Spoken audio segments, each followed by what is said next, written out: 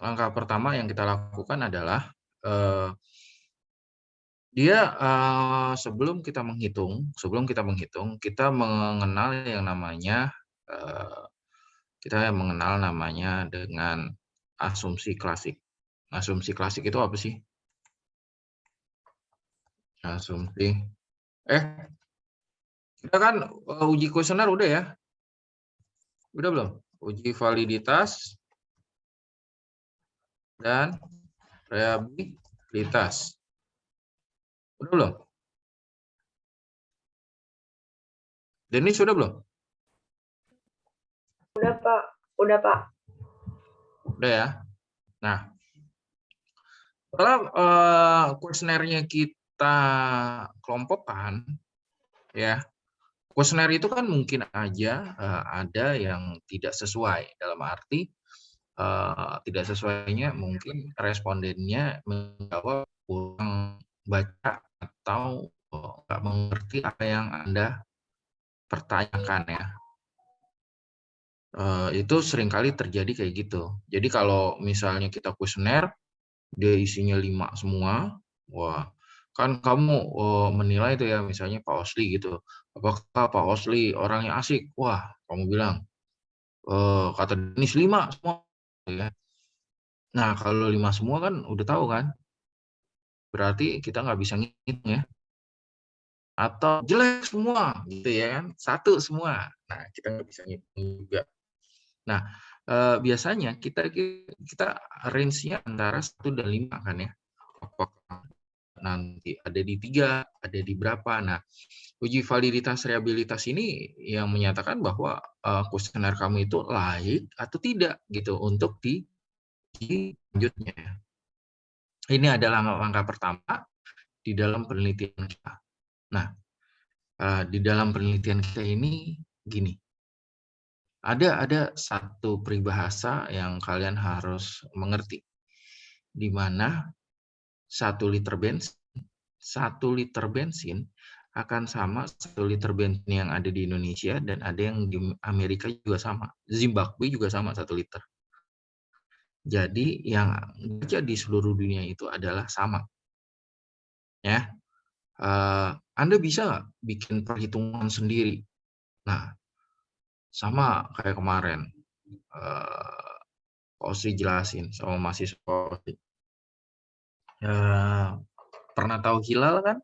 Untuk Ramadan, untuk awal buka puasa. Nah, ada 30 orang mahasiswa Pak Osli yang Pak Osli suruh nih pergi ke tepi pantai untuk melihat 2 derajat hilal. Itu menandakan puasa.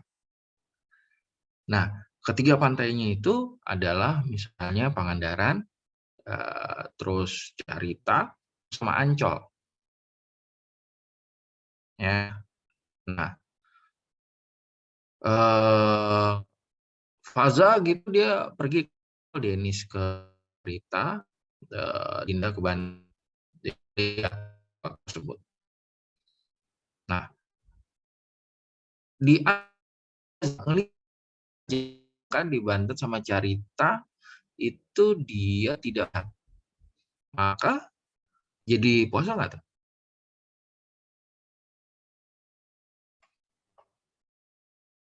Jadi puasa nggak?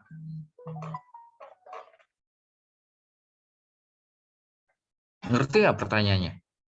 Jadi Enggak ya, Pak. kenapa? Enggak jadi puasa. Karena Nggak jadi ada puasa. beberapa titik yang nggak kelihatan.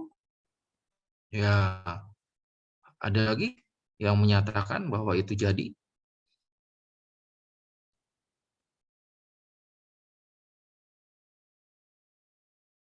Ada.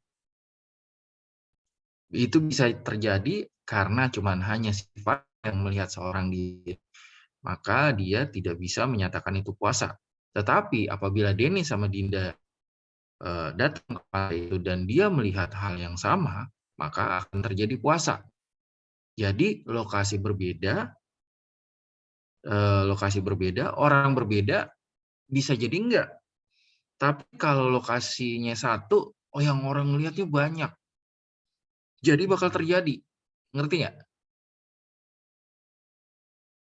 Ngerti dulu nggak nih? Ini berat nih filosofinya nih. Nah, mahasiswa itu melihatnya, yang dia melihat itu adalah bagaimana sesuatunya itu terjadi, tapi dia tidak pernah melihat prosesnya itu terjadi. Ngerti nggak? Ini agak berat sini. Mahasiswa bisa mengoperasikan rumus, tetapi dia tidak pernah tahu rumus itu dipakai untuk apa. Oke, pertanyaan pausi simpel deh. Anda pernah belajar sinus kosinus nggak sama tangan? Pernah, Pak. Fungsinya sinus apa?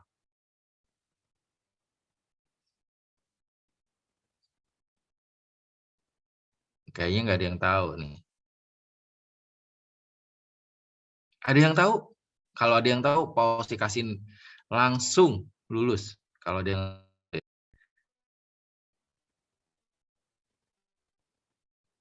tahu, nggak ada. Nah, mahasiswa mulai mencari nih di Google nih. Apa tuh artinya sinus kosinus? Nah, begitu juga di kehidupan kalian.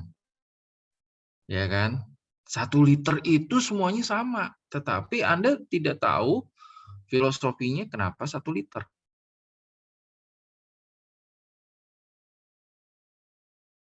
Ngerti nggak?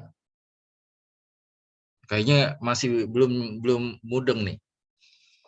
Di Amerika itu dijualnya galon per galon. Ya. Kalau di Indonesia jualnya per liter. Ya. Ukurannya beda. Amerika itu miles, Indonesia itu kilometer, km. Terus pertanyaannya, kaidah mana yang kita pakai?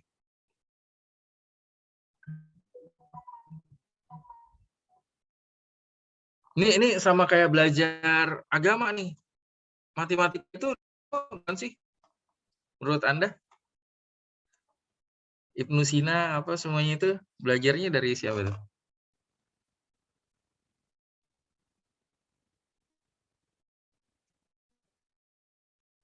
Jadi matematika itu adalah pelajarannya kayak statistik itu belajarnya udah zaman lampau. Cuman dikembangkan gitu ya. Kalau Bu Umi waktu itu si adik bilang, oh Bu Umi ngasihnya rumus Pak. Kita harus ngerti rumus. Pak Osli ngasihnya cuma klik-klik doang. Jadi, nah pertanyaannya cuma satu nih. Pak Osli kasih klik-klik, Anda nggak ngerti apa yang Anda harus lakukan. Begitu juga yang ada, berapa mahasiswa yang ada di sini? Ada berapa? Yang ada di sini tidak pernah tahu apa gunanya sinus. Anda tulis nih lu nih. Sinus ini adalah gini, kosinus adalah gini. Tangen adalah gitu. Misalnya sinus itu sama dengan 1 min cos gitu ya, atau misalnya kosinus 1 min sinus gitu ya. Nah, itu cuman pelajarannya cuman gitu doang. Terus gunanya juga nggak tahu buat apa, kapan dipakai. Iya nggak sih? Betul, Pak. Iya. Yang ada adalah kamu bisa memakai dan tahu kapan harus memakainya. Nah, kalian ini harus kritis semuanya yang ada di sini. Semuanya itu bisa jadi jago, bisa juga jadi oh, oke, pertanyaan. Dinda tolong kasih saya sharing screen dulu dong. Tadi saya matiin. Dinda. Sudah, Pak.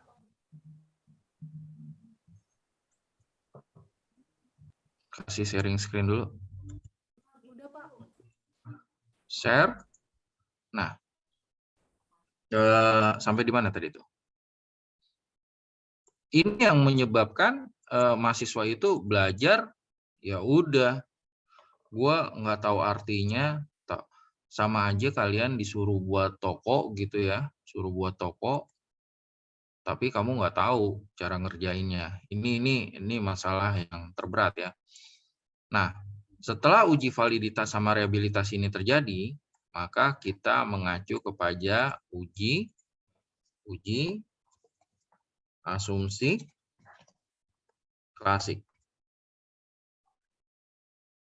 Uji asumsi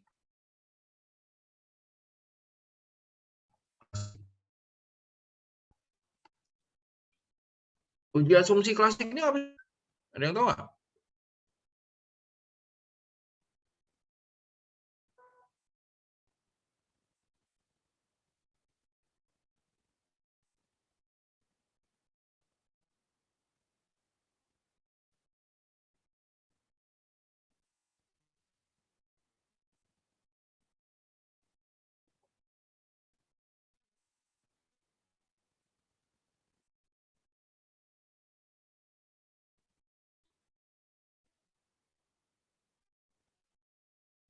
Uji asumsi klasik itu uji apa? Ada yang tahu nggak? Asumsi klasik. Uji yang kita lakukan adalah untuk mengetahui data tersebut sudah signifikan atau sudah mempunyai hubungan atau tidak, gitu ya. Uji asumsi klasik itu. Kenapa data kuantitatif itu penuh dengan angka?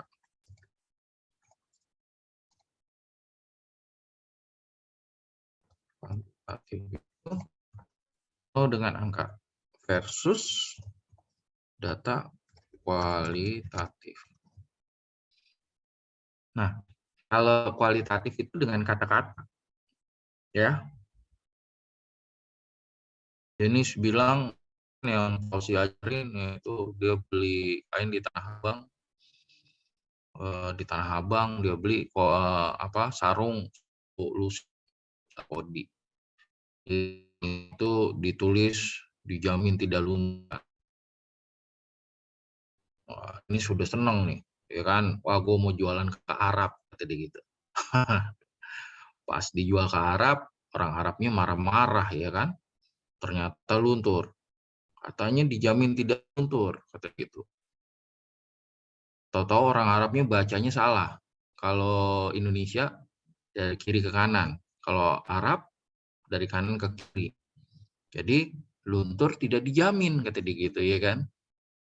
Ngerti nggak? Jadi dia cuci kain, dia luntur gitu ya. Jadi, ini yang mengakibatkan kuantitatif itu subjektif,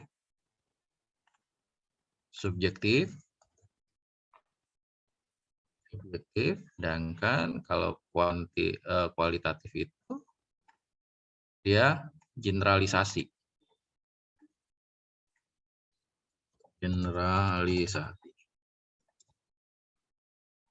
Mana yang lebih kuat? Apakah kuantitatif atau kualitatif di dalam statistik? Fauzi juga udah jelaskan waktu itu bahwa di kualitatif itu mahasiswa Fauzi dia belajar di Gang Doli yang menentukan dia PSK sehingga dia dapatkan nemosnya ya. Nemosnya itu apa yang dilakukan. Nah, pertanyaan pertama, kalau kuantitatif itu kuantitatif itu namanya responden.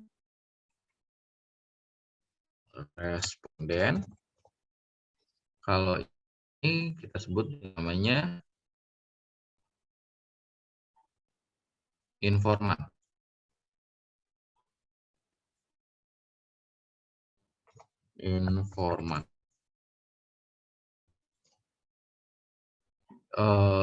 Ini datanya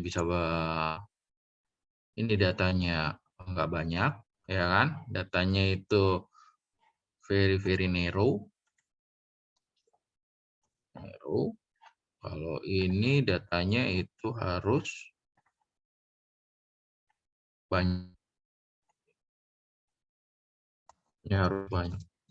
Ini kuantitatif sama kualitatif itu yang membedakannya. Pertama, dia generalisasi kalau kuantitatif. Kalau kualitatif itu subjektivitas. Kalau kuantitatif itu hanya banyak. Dia bisa 100, 200, 1000. Semakin banyak, semakin bagus. Semakin sedikit, semakin jelek. Kalau di kualitatif, itu dia subjektivitas. Karena kenapa? Dinda udah berapa kali pacaran, Dinda?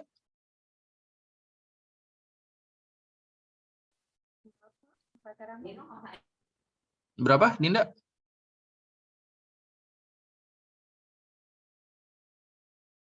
Belum pernah pacaran. Di mute, Dinda. 2 Pak, 2 Pak. 2 kali pacaran. Wis, cakep dong nih. Iya, 2 kali pacaran. Yang mana yang paling menyenangkan menurut Dinda?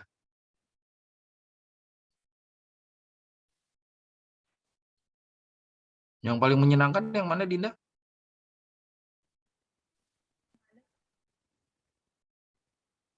Yang membuat Dinda jadi keinget melulu, yang mana? Kan udah 2 kali itu. Yang mana, Dinda? Nggak ada Pak, kan putus Pak. Masa sih katanya bucin? Oh, enggak. Nah, seandainya Dinda punya teman namanya Faza, mempunyai pacar yang sama dengan Dinda, maka itu baru bisa kita ambil namanya penelitiannya. Ya, mantan Dinda dan Faza gitu ya. Nah, itu bisa. Ya, itu bisa. Tapi kalau Dinda seorang diri, dia nggak bisa. Jadi harus ada pembuktian yang berbeda. Gitu ya. Misalnya Dinda punya pacar yang satu pelit banget, yang satu baik banget, terus sama-sama putus gitu. Terus Dinda bilang, wah itu gila tuh, jelek banget tuh, gini gini gini gini. Nah, itu kan menurut subjektivitas Dinda. Nah, subjektivitas ini dia bisa dihasilkan suatu turunan yang namanya suatu kebijakan yang ada di sini. Ya, contohnya lagi, contoh yang paling gampang adalah Jokowi. Dia menaikkan harga minyak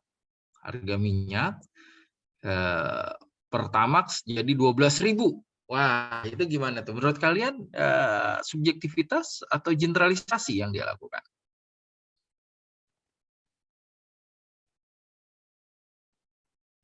Denis, gimana Denis menurut Anda? Generalisasi bukan, Pak? Ya, generalisasi menurut Denis. Ada lagi? Generalisasi, kenapa generalisasi, Denis? Soalnya kan yang terdampak banyak, Pak. Respondennya juga banyak, jadi masuk ke generalisasi, Pak. Generalisasi ya. Terus kamu lihat nggak yang Panglima TNI yang di TikTok? Lihat nggak? Yang dia bilang anak PKI boleh-boleh aja masuk TNI tadi gitu. Itu generalisasi atau subjektivitas?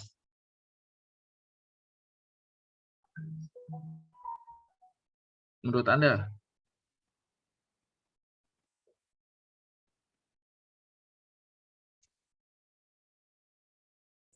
Subjektivitas bukan, Pak? Subjektivitas. Ya, kenapa dia subjektivitas? Karena kan keturunan PKI kan nggak sebanyak itu, Pak. Maksudnya sedikit lah dibanding sama penduduk Indonesia. Oke. Siap. Berarti dia subjektivitas ya. Subjektivitas. Nah, yang dia lihat respondennya banyak, Nero, tapi dia bisa bikin suatu kebijakan nggak?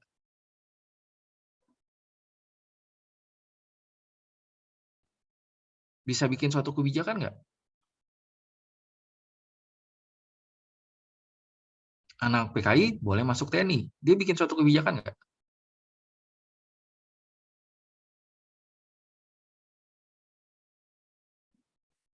Kayaknya nggak ngerti nih. Belum bisa nggak sih Pak? Kurang banyak yang bilang Kenapa Faza? belum bisa dijadiin kebijakan karena baru dia doang yang bilang itu bisa gitu misalnya. Ya nggak? Oke. Tapi di sini kita lihat orang yang melakukan data kuantitatif itu adalah orang keseluruhan. Sedangkan kualitatif itu adalah orang yang mempunyai kepentingan. Ngerti ya? Jadi dia harus mempunyai jabatan khusus yang dia harus bisa melakukan kualitatif research. Contoh tadi, si Dinda punya pacar 2, Denis 5. Kan nggak sama kan pacarnya Dinda sama Denis ya kan? Bener nggak? Kalau Denis itu cewek, Dinda itu cowok. Bener nggak? Kalau sama cowok gimana? Bahaya dong. Nggak boleh ya nggak? Jadi di sini dia harus mempunyai suatu kepentingan. Uji asumsi klasik ini dari pertama yaitu adalah uji normalitas. Uji normalitas. Apa yang dimaksud dengan uji normalitas? Dia akan terjadi apabila dia mempunyai normal curve. Kayaknya Pak Uci udah jelasin belum sih, Denis? Udah ya? Yang mana Pak? Yang normalitas. Iya. Udah kan? Seingat saya belum nih Pak. Uji normal. Oke. Kenapa kita disosum? Kayaknya Pak Uci udah jelas. Kenapa kita harus disosum. Oke. Kan kamu bukan di ilmu eksak ya? Ini adalah sosum. Kita memakai 95%, jadi kita pakai derajat kepercayaan kita adalah 95%. Kayaknya udah pasti jelasin ya. Oh, ya udah dijelasin. Ya. Yang pertama berarti uji normalitas. Itu dia harus menggunakan azas 5%. Yang kedua, uji apa? Ada yang tahu? Uji apa? Multikoloneritas. Multikol. Sama dengan FIF-nya itu harus di bawah 10. FIF-nya itu harus di bawah 10. Uji normalitas ini dia lihat ke tabel ya. Oke. Ke tabel. Uji apa lagi yang harus dilakukan? Ada yang tahu? Uji? Autokorelasi, bukan Pak? Korelasi. Otokol. Tapi kalau autokorelasi ini, kalau dia data itu kan ada 2 ya.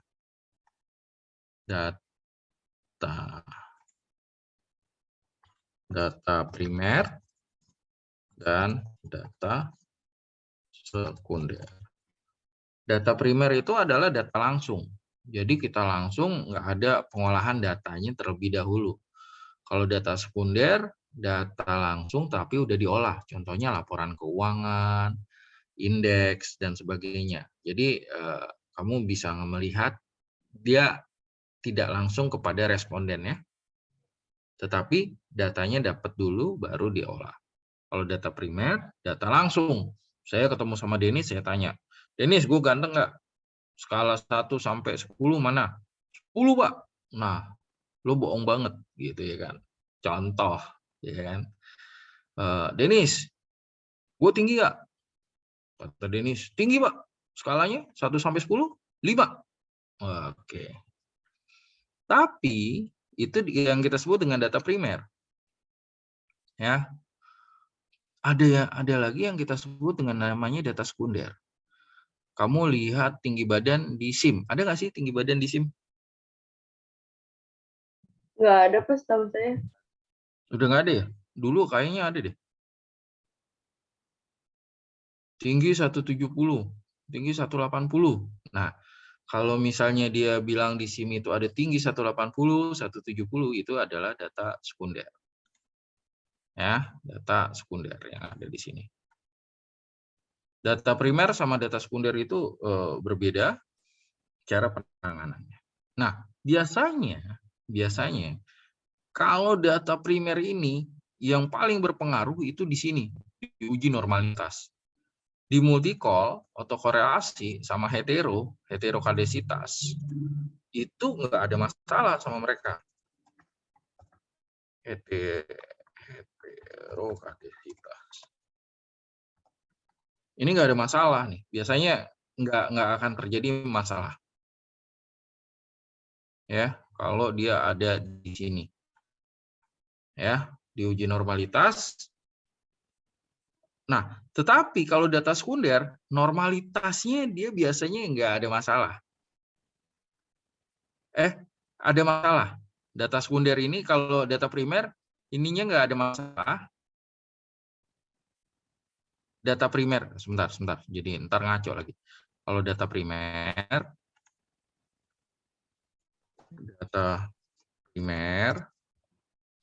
ini sama dengan oke gitu ya, V.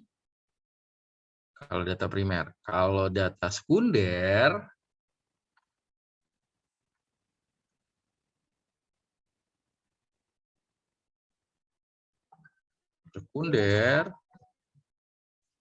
sama dengan cost. Nih, dia kan mengacu kepada sini. Ini data primer, ini data sekunder. Ya, kalau data primer oke, gitu ya. Sip, good. Data sekunder nggak oke. Nah, kalau misalnya di sini oke, dia biasanya di sininya. Kebalik ya, kebalik. Di sini dia nggak oke nih kalau data primer. Mana dia nih? Kebalik ya. Di sini dia nggak oke. Di sini dia oke. Kalau biasanya ini kalau di normalitas ini kalau dia boleh lanjut, kalau dia semuanya udah oke ya. Oke gitu ya. Nah, di multicall-nya juga kayak gitu juga. Kalau misalnya dia kebalikannya nih, kalau misalnya dia di sini nggak oke, di sini sih dia oke aja gitu. Multicall atau korelasi sama hetero sih dia oke gitu ya. Kebalikannya.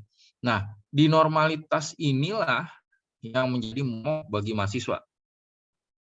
Karena dia dapetin data, dia nggak firm gitu ya. Nggak oke gitu. Nah, kalau di sekunder datanya dia oke aja di sini, tapi di sini nggak oke nih, multicall atau korelasi sama hetero dia nggak oke. Karena apa? Ya datanya ya udah data olahan. Jadi kayak misalnya kamu masuk laporan keuangan gitu, ya tinggal buka aja laporan keuangan gitu ya kan. Laporan keuangan BRI bisa kelihatan semuanya. Terus kamu bisa bohong nggak? Nggak bisa. Nah ini biasanya data sekunder ini tingkatannya lebih tinggi. Ya, karena kenapa tingkatannya lebih tinggi? Karena dia sudah diolah terlebih dahulu.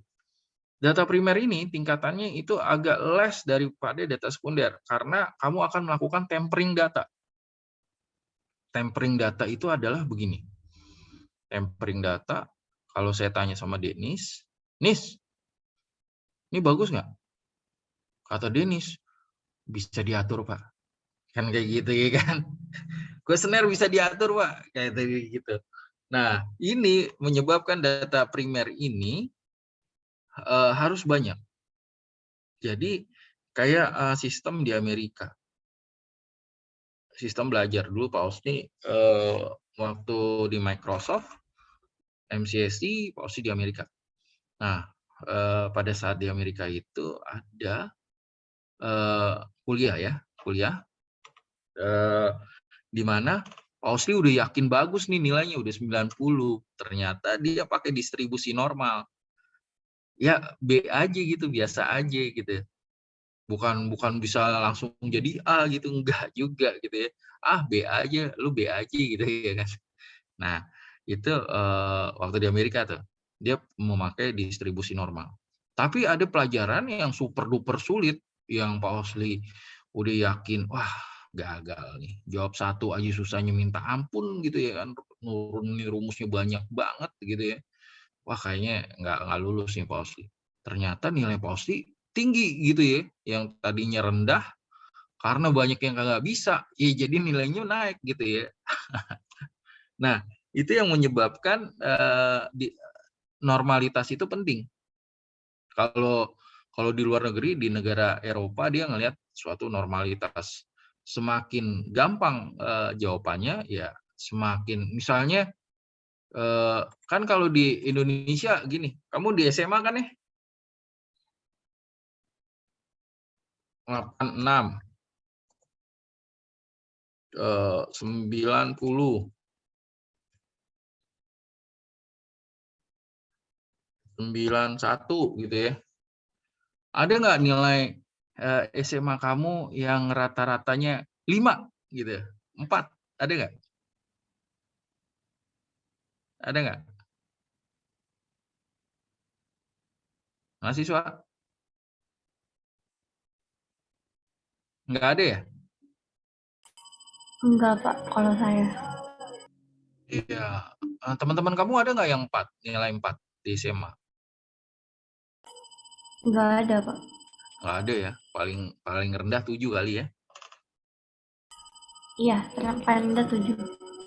Iya.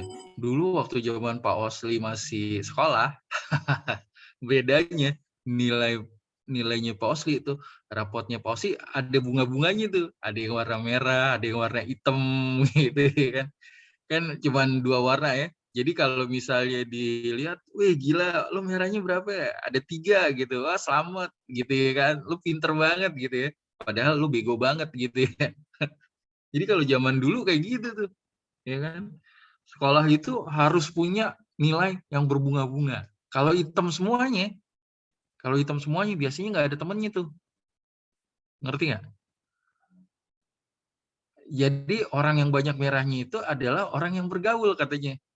Jadi dulu Pak Osli belajar ogah-ogahan gitu ya kan. Rapot Pak Osli ada merahnya loh. Iya kan? Matematika merah, ya kan? Terus apa lagi tuh merah? Ada merahnya. Pokoknya dapat 8 gitu kayak bangga banget dulu ya.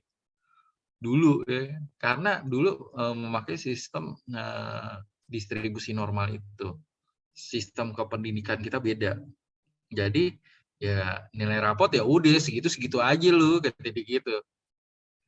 Nggak ada remet, nggak ada apa yang penting nilai 4 gue masukin nilai 4 aja lah. Jadi gitu ya kan. Nah, bayangin kalau misalnya Dinda habis putus cinta gitu ya. Dinda habis putus cinta disuruh ujian statistik. Wis, dia lecek-lecek tuh kertasnya. Apaan sih nih gitu ya kan.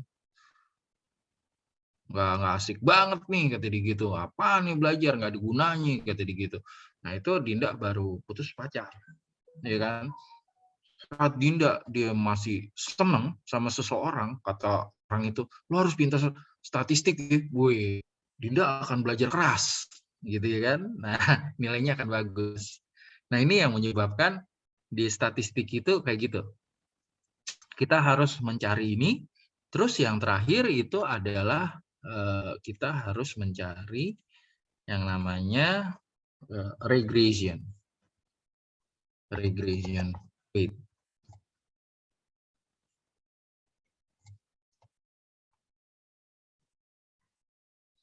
Regression, hubungan ini dia hubungannya dia mempunyai hubungan negatif atau hubungan positif. Nah, kalau misalnya ini ada kejadiannya begini. Ada mahasiswa yang nanyain Pak Osdi begini. Kalau hipotesisnya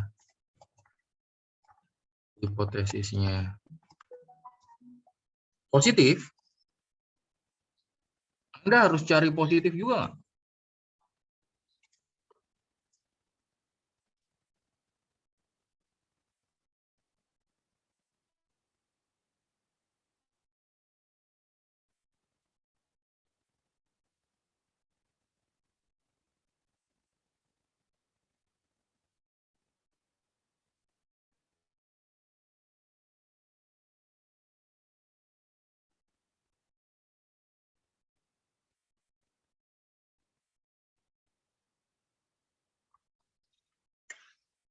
Kalau dia positif,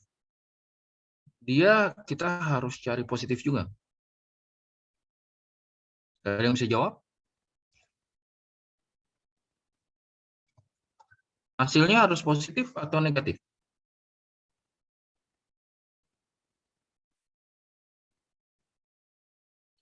Contoh, wah ini contoh melulu nih. Mahasiswa Pak Osdi banyak yang nggak berpikir kayaknya ini. Ya, suatu saat Pak Osdi ngajak makan Dinda. Dinda, kita makan siang yuk. Terus kata Dinda, oke, kata Dinda gitu. Ya, Pak Osdi kegeeran. Wah, ternyata Dinda suka Pak Osdi nih. Wah, diajak makan siang mau. Gitu. Nggak berapa lama hasilnya negatif. Dinda tolak Pak Osdi. Apa-apaan lu ngajak makan? Lu siapa emangnya? Gitu kan. Nah, hasilnya negatif. Pertanyaannya, hasil positif, Anda harus dapetin positif atau Anda harus dapetin negatif atau harus gimana? Mana yang akan Anda lakukan?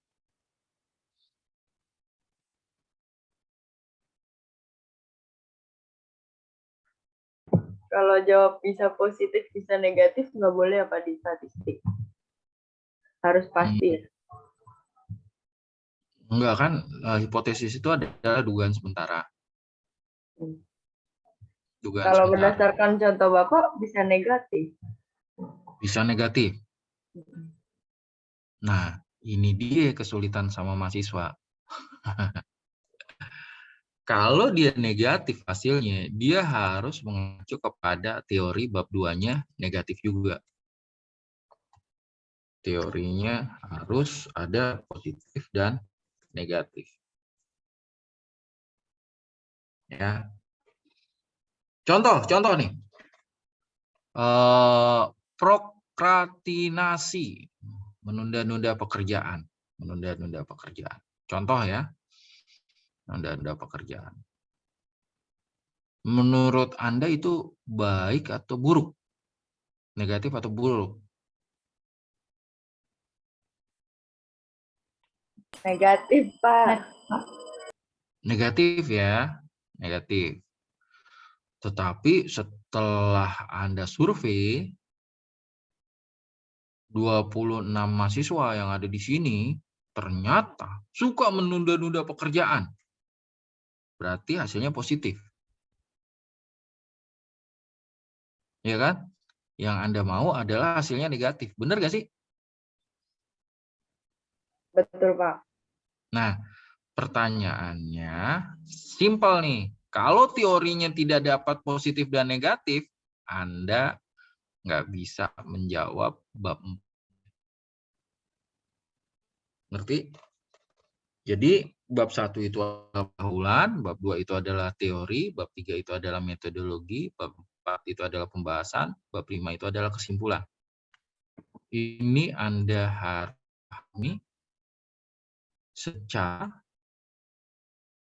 bab 1 adalah pengetahuan,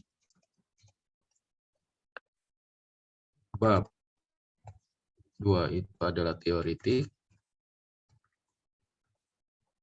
bab 3 itu adalah metodologi, bab 4 itu adalah hasil bab 5 itu adalah kesimpulan. Ada pendahuluan, ada teoritik, ada metodologi, ada hasil, dan ada kesimpulan. Oke? Nah, di sini Anda harus mengetahui secara pasti di dalam statistik yang Anda hitung ini harus melakukan keempat bab ini. Harus melakukan keempat bab ini. Harus melalui proses ini, bukan bab ya. Harus melakukan proses ini. Oke. Ya, sekarang kita masuk kepada ada pertanyaan nggak di sini, mahasiswa? Mas, saya penasaran yang tadi Bapak bilang itu teori, kita harus cari teori negatif. Itu nyari teori negatifnya gimana? Kalau misalnya hasilnya negatif kan kata Bapak harus cari teori negatif. Dia bukan teori negatif, hasil dari penelitian itu negatif juga. Berarti cari respon dia bilang protein itu nggak baik. Baik. Gitu. Contoh gini, Dennis suka menunda-nunda pekerjaan untuk menyelesaikan tugas statistik. Betul atau salah, Dennis? Betul, Pak. Betul. Vira, suka menunda-nunda nggak? Kadang-kadang, Pak. Kadang-kadang. Dinda, suka menunda-nunda nggak? Always. Terus dong, Pak. Kadang-kadang dong. Ya, berarti Anda harus cari yang apa? Yang mempunyai hasil negatif juga. Kurang lebih kayak gitu. Ya. Mengerti mahasiswa? Mengerti, Pak. Oke, ada yang mau ditanyakan? Yang lain? Ada yang mau tanyakan? Nggak ada? Bosan ya? Bosan dengerin Pak Osli ya? Bosan dengerin Pak Osli. Ya, kita lanjut lagi di sini. Nah, ini dia. Kita lihat di sini. Kalau kemarin pakai correlation ya untuk reliabilitas sama validitasnya di SPSS. Yang Pak Osli udah kasih tuh. Ada ya, udah pada bisa semua ya. Nanti tolong tunjukin. Nah, ini di sini kita punya responden. Responden ini udah Pak Osli masukin di apa? Jadi tinggal datanya aja. Nah, di sini kita analyze yang ada yang kita sebut dengan namanya reliability analysis forecasting ya. Normalitas sebentar. Osli lupa. Sebentar ya. Maklum, kebanyakan ngajar jadi lupa, iya kan? Udah tua soalnya. Udah tua.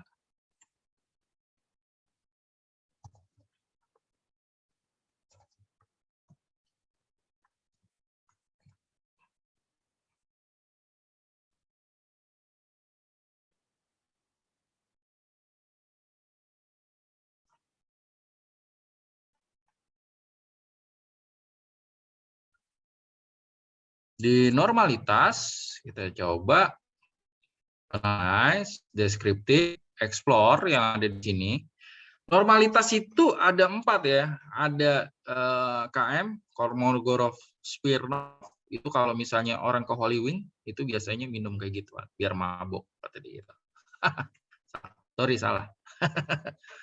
Ya kan, ada KS, terus ada Chi-square, terus ada Lillie Force, ada 5 tuh ya.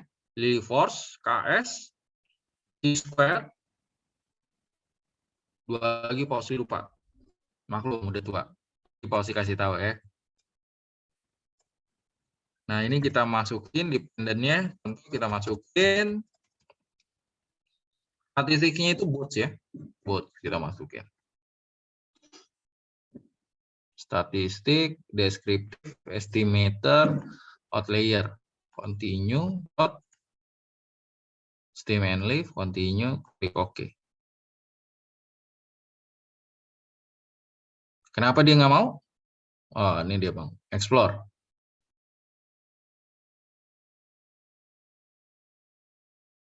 Nah, ini kita lihat dari sini sama dia akan keluarkan yang namanya descriptive statistik ya. Confidence levelnya, trimnya, median, varian, minimum, maksimum, range-nya juga diketahuan yang ada di sini. Nah, ini panjang banget.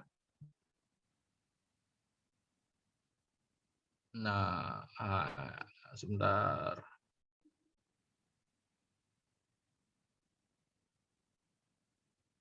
Oke. Dia gunakan pakai Lily Force ya. Nih.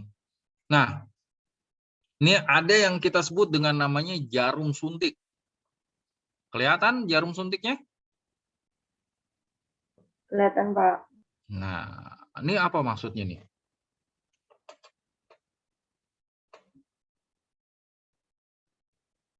Ada tahu maksudnya?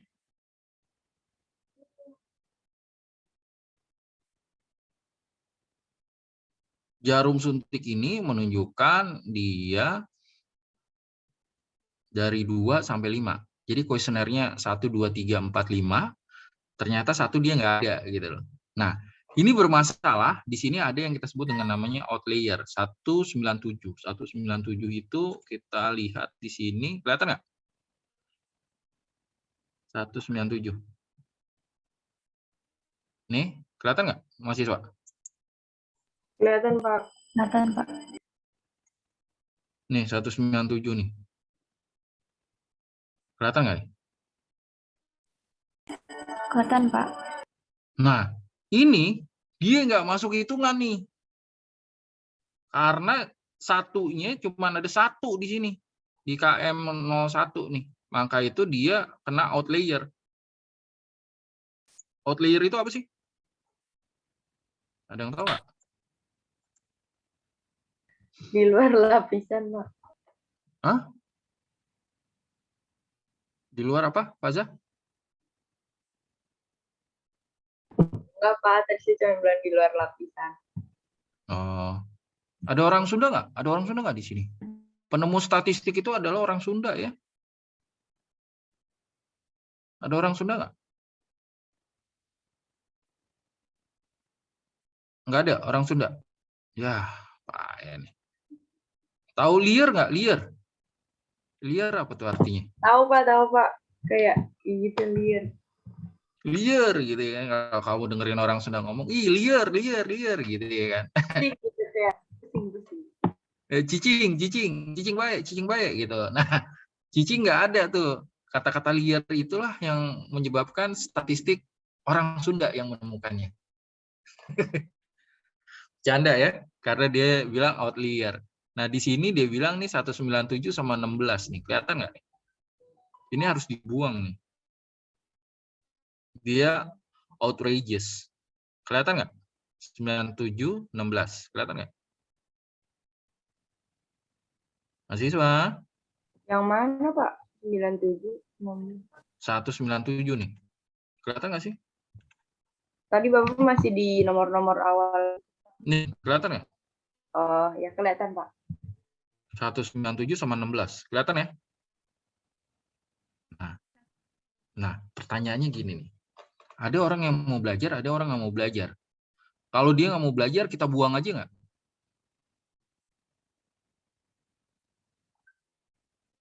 Kita buang aja nggak? Kita buang lah. Soalnya dia tidak termasuk dalam kelompok kita. Setuju? Bisa dipahami? Jadi, Pak, bisa dipahami. Ya, outlier ya, outlier. Kita lihat lagi di sini. Kelihatan 197 sama 74. Ini 197 lagi nih. 74, 16. Kelihatan nggak?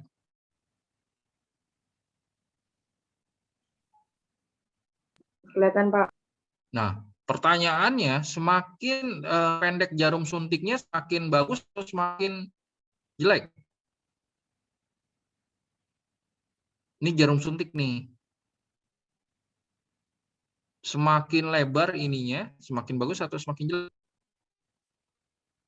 Biasanya yang bagus itu semakin lebar kayak gini nih. Ini cakep nih. Kelihatan nggak?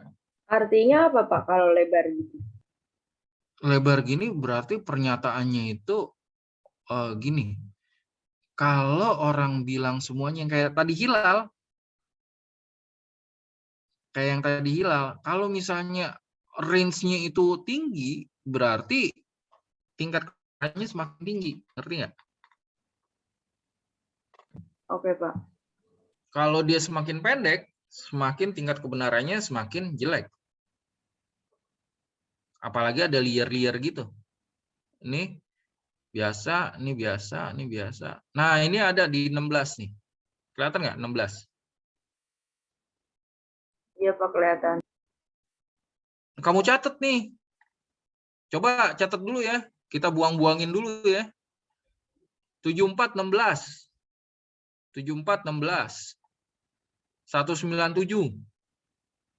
Catat ya. 74, 16, 197.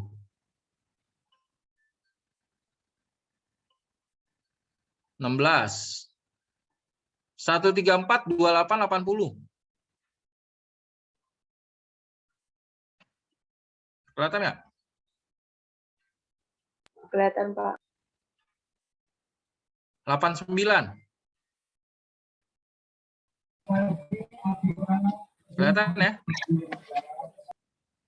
Kelihatan. Nah, kita cari di sininya. Kita cari di sininya. Tadi berapa? 197. Ya. 197, 197, 197. Delete nih. Ini bikin masalah nih. Clear. Kelihatan nggak? Kelihatan Pak. Pausli clear. Kan kayak gitu ya. Oke. Ini Pausli males ngobrol lu terus nih. Ntar puasa Pausli bisa batal nih. Coba hitungan kamu hitung dulu di depan Pausli bisa nggak? Kan udah bikin kan kemarin?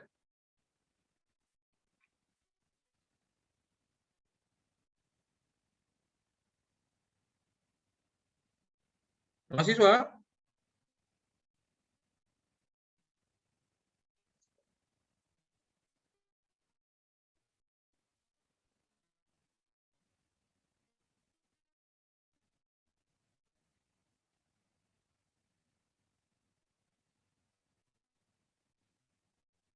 Mahasiswa? Males ngitung?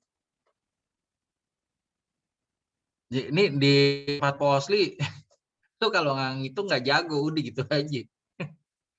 Bikin malu korprodi nanti.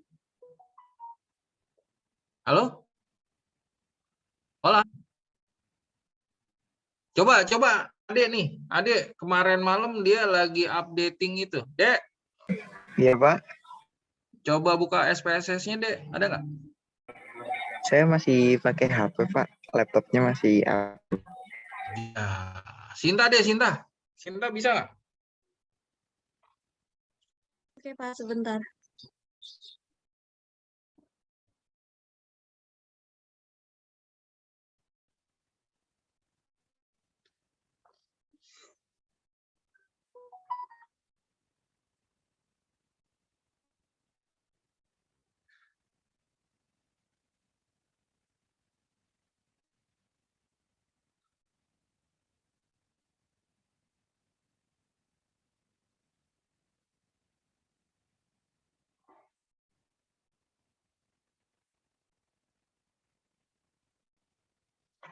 Cinta.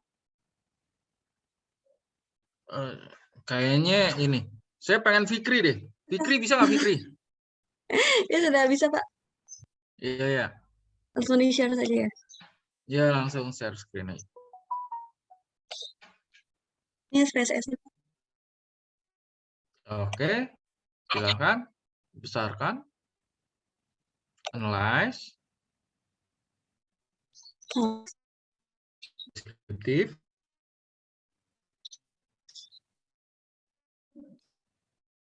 explore, masukin. Di dependent list, Pak.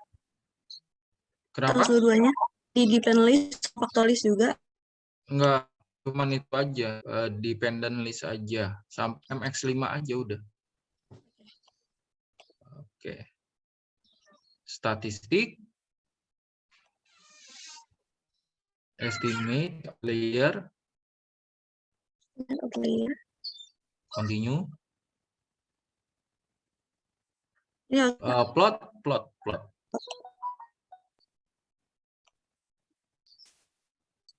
Salah, plotnya belum.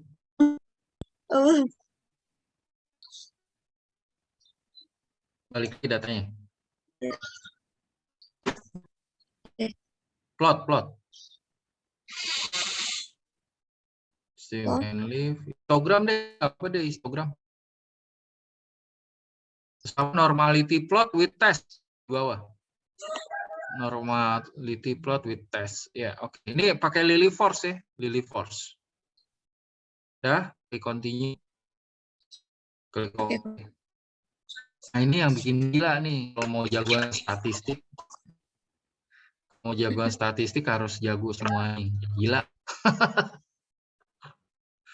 Semua rumus harus hafal nih, ya kan? Nah, ini kan lihat di KS-nya, coba lihat KS. Itu ada KS, turun ke bawah. Histogram, stream and leave. Tadi ada KS-nya, coba KS. Naik ke atas ya.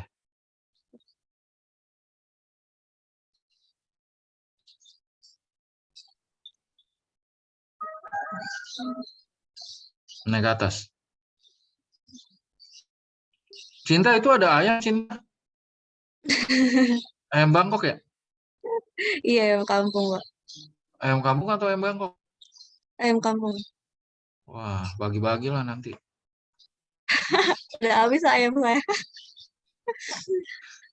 Itu tadi ada tuh. Turunin ke bawah, turunin ke bawah. Turunin ke bawah, pelan-pelan. Mana Yang tadi tuh?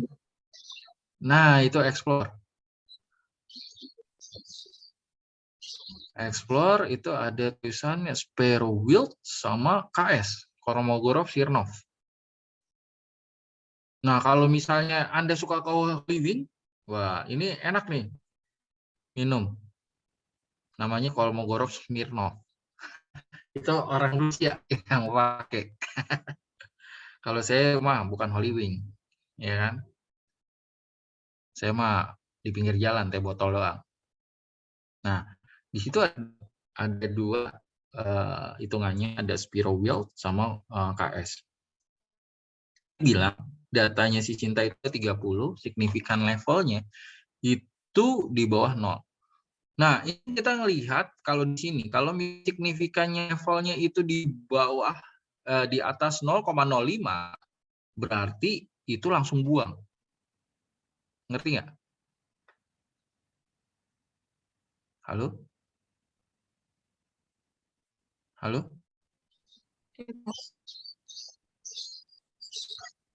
Lihat-lihat, di situ ada apa aja? Ada statistik. DF itu apa kepanjangannya? Degree of freedom. Kalau bahasa Indonesianya derajat kebebasan. Derajat kebebasan.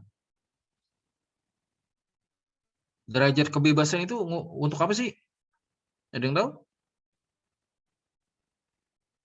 Nggak ada yang tahu. Ya, nggak ada yang tahu. Susah deh kalau kayak gitu. Nanti belajar ya. Ntar giliran Pausli suruh beli buku, nggak mau dibaca lagi. Dilaporin Pausli. Suruh beli buku. Ya kan? Ada signifikan level. Signifikansi itu dia tidak, kan kita pakai derajat kebebasan 0,05 kan? Halo? Halo, mahasiswa? Iya, Pak. Berarti dia tidak boleh melebihi 0,05. Dia harus di bawah 0,05. Ngerti nggak? Kalau 0,0 bagus nggak?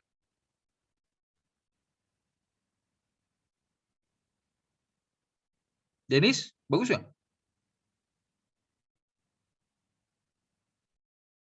Kenapa, Pak? Ya, Tadi saya lagi lihat data saya. iya. Sinta, bagus nggak Sinta?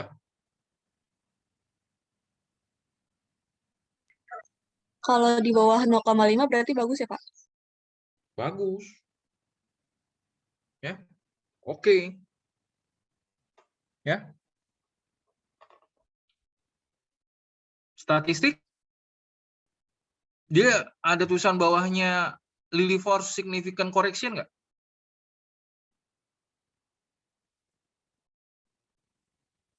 Halo, mahasiswa? Itu ada A kan? Ya, ada. Lilly Force Significant Correction. Halo, Iya, Pak. Lilly Force. Coba Google artinya Lilly Force itu apa sih? Coba deh, Google. Kasih tahu saya dalam waktu 2 menit.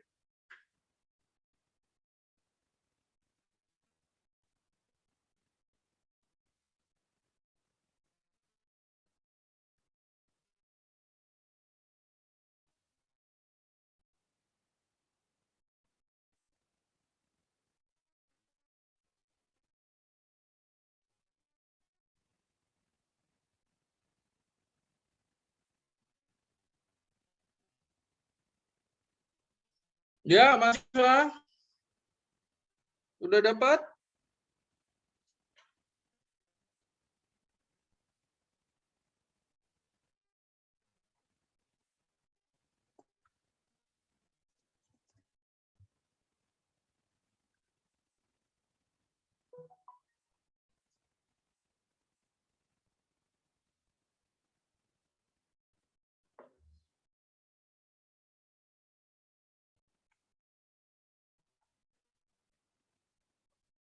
Nih, makanya itu kalau Pausi hobinya main saham dulu.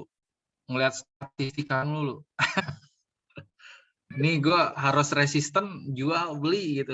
Lihatnya kayak gitu. Pakai rumus statistika aja Pausi bikin.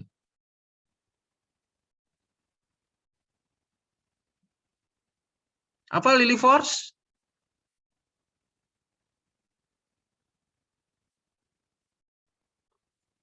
Mahasiswa?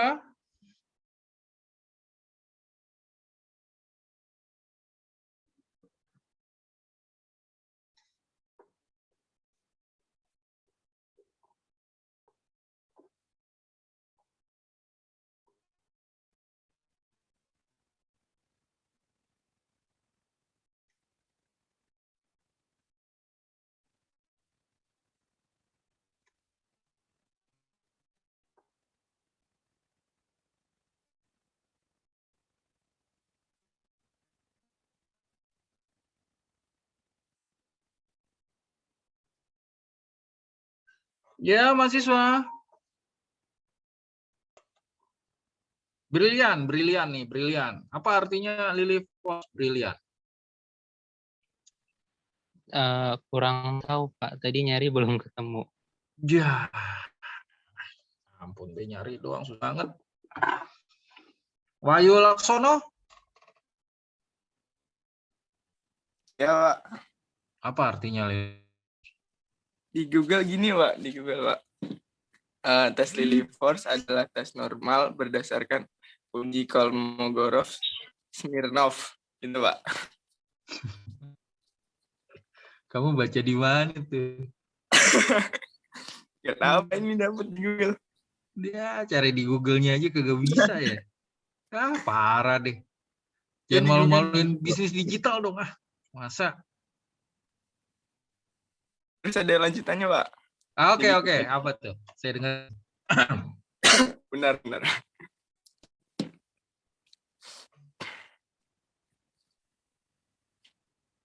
Ya, pakai bahasa Inggris, Pak. Iya, artiin aja bahasa Inggris, masa nggak bisa sih? Tes ini digunakan untuk menguji Normalitas. hipotesis nol bahwa data berasal dari populasi berdistribusi normal ketika hipotesis tidak spesifik does not specify which normal distribution gitu Pak. Iya, ya. Pintar. Yang penting udah dijawab ya nggak? Cikita Putri. Saya suka nih sama Cikita nih. Soalnya dia dulu penyanyi ya. Ya, Pak. Apa artinya Lily Force? Cikita dulu penyanyi kan? Bukan, Pak. Bukan yang itu yang nyanyi itu ya. Itu Cikita Medi ya? Iya. Oh, bukan Cikita Putri ya. Cikita Willy Pak. Cikita Willy. Ya, Cikita apa artinya? Lily Force. Kalau di Google itu adanya metode Lily Force, Pak. Apa tuh metode Lily Force? Metode yang menggunakan data dasar yang belum diolah dalam tabel distribusi frekuensi. Wih. Cikita beda sama siapa tadi? Saya lupa tuh. Sebelumnya siapa? Wahyu, Pak.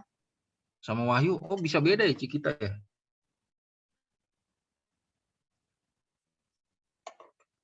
Coba kita tanya Fatin dulu, Fatin. Fatin juga penyanyi dulu ya, Fatin ya.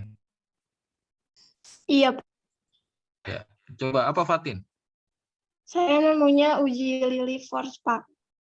Ya, apa uji Lily Force? Itu digunakan untuk menguji normalitas data tersebut berdistribusi normal atau tidak. Terus Anak buat SD. data tunggal sama data kelompok. Iya, anak SD juga udah tahu tuh. Lily Force untuk distribusi normal. Kegunaannya, Fatin. Kegunaannya. Nah, ini dia nih. Mahasiswa Pak Osri nih. Biarin sama aja waktu zaman SMA. Kosinus sama sinus. Gunanya kagak tahu, Pak. Pokoknya pas ini, sin itu adalah gini gitu ya. Bener gak? Coba Economic Expo. Siapa nih Economic Expo? UNJ. Siapa nih? Economic Expo. Silakan.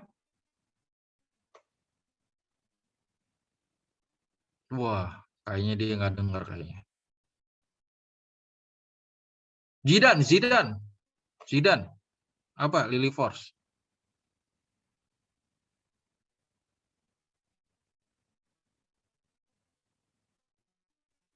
Zidan?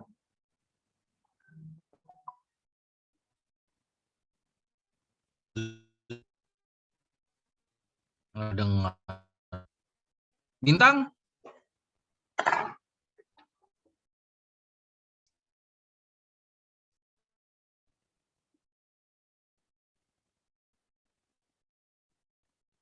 Bintang?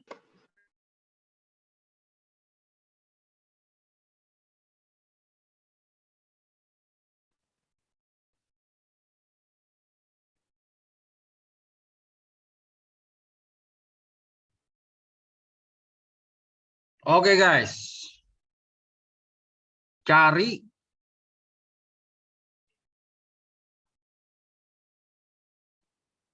Denis, Faza, Vira, suruh mahasiswanya sama Dinda cari untuk menguji normalitas. Ada 5.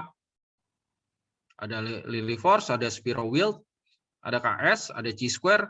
Coba kamu cari cara menguji normalitas. Nanti malam kita ketemu lagi. Ini kayaknya bleh semua nih, mahasiswa Paus ini. Tanyain. Bisa? Halo mahasiswa. Pak. Cari ya. Cara menguji normalitas. Normalitas itu gunanya untuk apa? Oke, Pak. Nih ada satu nih pertanyaan. Kalau kita menguji orang normal gitu, sama orang gila. Kalau kita nggak dapetin orang gila, berarti semua orang normal nggak?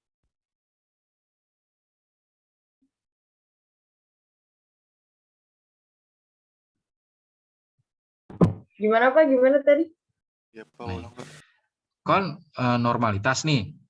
Kita semua orang normal. Yang kita harus cari orang gila. Orang gila nih. Kalau kita nggak dapetin orang gila, semuanya normal nggak tuh?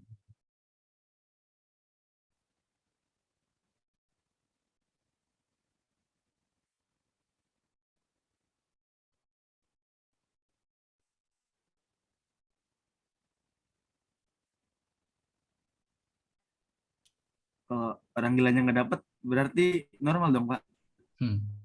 Gila. Oh gitu, Pak. Iya, berarti kagak ngerti ini teorinya nih. Jadi kalau ini kamu cari orang normal gitu ya, orang normal. Tapi kamu nggak ketemu orang gila gitu. Orang normalnya disebut normal nggak? Ya, enggak lah. Kamu harus nemuin satu orang gila baru semuanya bisa normal. Ngerti nggak?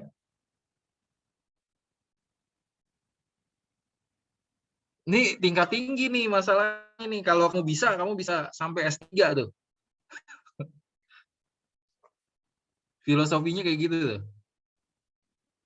Kalau kamu bisa nemuin itu, semua orang normal, ada satu orang gila, berarti 99 orang adalah normal. Gitu. Kalau nggak ketemu, berarti gila semua.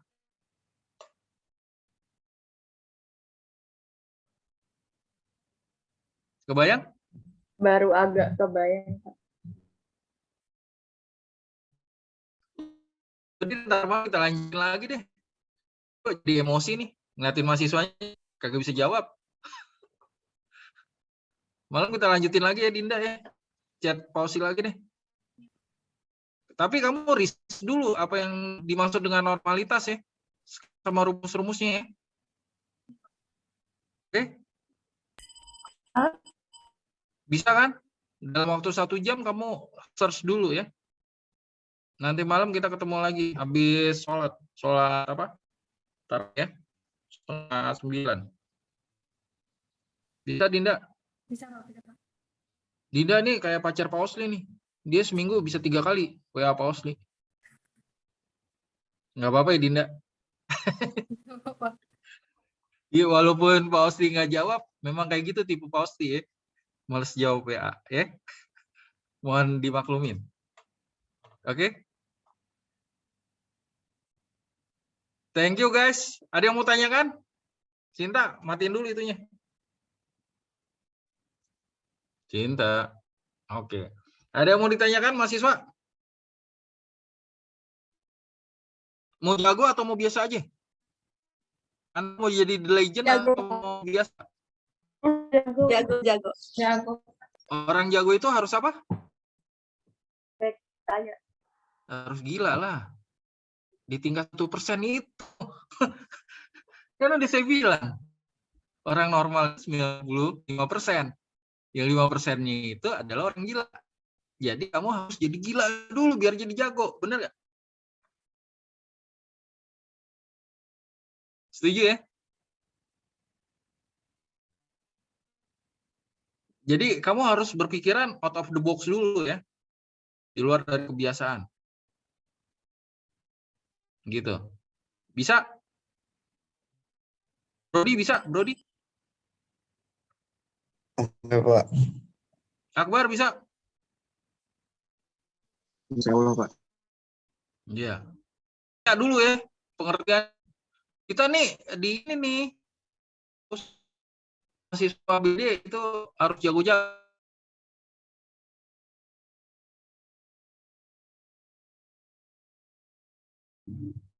Ya. Ibarat kata 5%-nya itu gila semua gitu. Nah, kalau gila itu nanti bisa jago gitu, out of the box. Jadi Anda jangan masuk di 99%. Kalau di skripsi, Anda harus masuk di 95%. Kalau Anda masuk di 5%, skripsi Anda ditolak gitu. Tapi kalau di dunia nyata, Anda harus masuk di 5%-nya itu. Gitu. Jelas? Cari ya. Bapak. Iya, Pak Untuk statistika ini ada silabusnya nggak sih, Pak? Silabusnya ada sih. Itu di Farhan ada sih, tinggal baca aja. Cuman masalahnya kalau baca silabus kapan kamu mau jago, iya kan? Enggak, Mau maksudnya Pak Osli kasih rumus? biar tahu ini aja kayak bakal apa yang dipelajarin. Yang kita pelajari cuman ini doang nih. Nih, ini doang nih. Oke, Ya. Pak. Yang kita pelajarin ini aja nih. Berkutat di sini aja nih. Nanti habis itu kita beralih ke Smart PLS, habis itu kita ke Amos. Udah jadi. Yang kita pelajari cuman ini doang nih, asumsi klasik ini nih. Sama satu lagi model fit.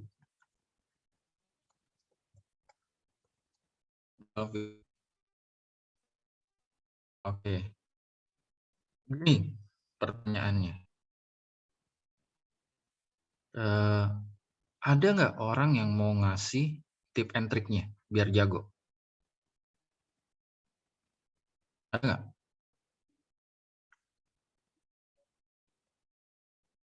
Ada nggak? Biasanya sih jarang. Kalau Pak Osi, mendingan Pak Osi kasih tahu nih, biar kamu jago. Kalau ngadepin dosen ini kamu bisa, nggak mau ngadepin dosen ini kamu bisa gitu. Soalnya Pak Osi jadi core prodi, karena core prodi itu adalah tanggungnya Pak Osi. Jadi kamu harus jago, udah gitu. Cara belajar jagonya itu out of the box. Kita harus belajar gitu. Kalau kita cuma ngeliat buku, kamu mau ngafalin rumus? Mau ngafalin rumus? Kurang Mau. Agak kayak bawa mati kan? Setuju nggak? Setuju, Pak. Soalnya kalau untuk dikubur nggak ditanya kualitas itu gitu, nggak akan ditanya gitu ya kan? Bukan ditanya mantra buka, mana biuka gitu, siapa. Nah, jadi kita pelajarin ini sampai lulus kuliah gitu ya. Kalau Pak Osi, kenapa Pak pelajarin ini? Karena Pak Osi harus bagiin ilmunya. Nah, kalau kamu mau belajar statistika itu bakal lautan luas gitu. Jadi nggak bakalan putus-putus gitu. Nanti ada lagi ini, ada lagi itu gitu ya. Nah, yang kita pelajari silabusnya itu kita hanya ini aja. Udah ketemu? Ini aja. Ya. Bagaimana caranya? Bisa pakai buku, bisa pakai apa? Terserah. Nanti masalahnya, Pak, gue pakai buku aja. Nanti pakai buku Hair. Tebalnya berapa? 600 halaman.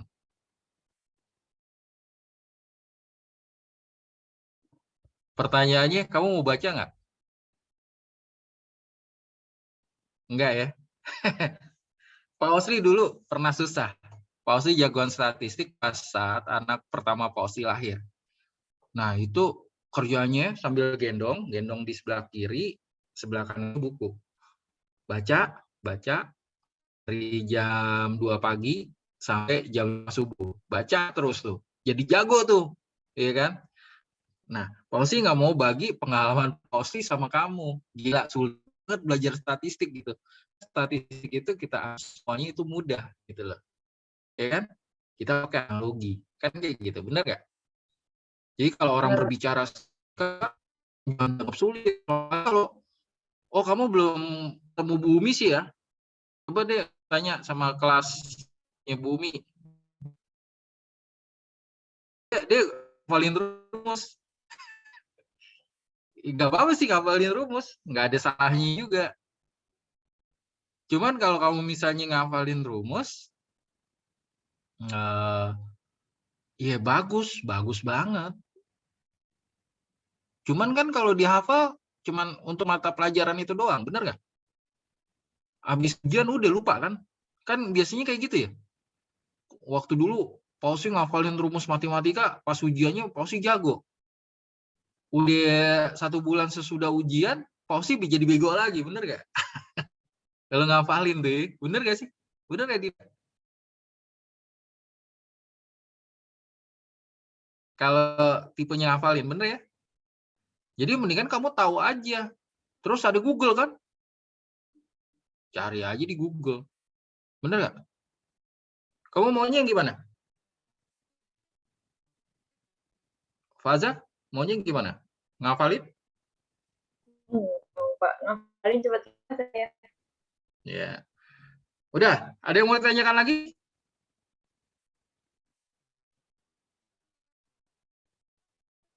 Cari malam kita ketemu biar tambah jago. Ya. Oke. Jangan lupa Dinda kasih tahu Pak Osli. Iya, Pak. Ya. Iya, Pak.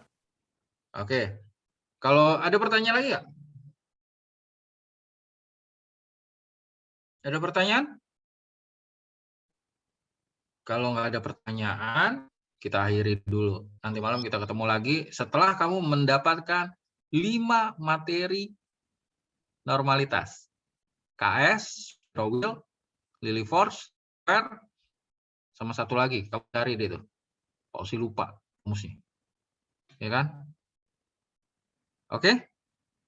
Pausi tunggu nanti malam. Berikut dengan penjelasannya. Thank you guys. Assalamualaikum warahmatullahi wabarakatuh. Waalaikumsalam warahmatullahi wabarakatuh. Pausi tutup ya, Zoom-nya ya. Iya, Pak. Iya, Pak. Iya, Pak. Ya, Pak. Makasih, Pak. Ya. Makasih, Pak. Pak. Makasih, Pak.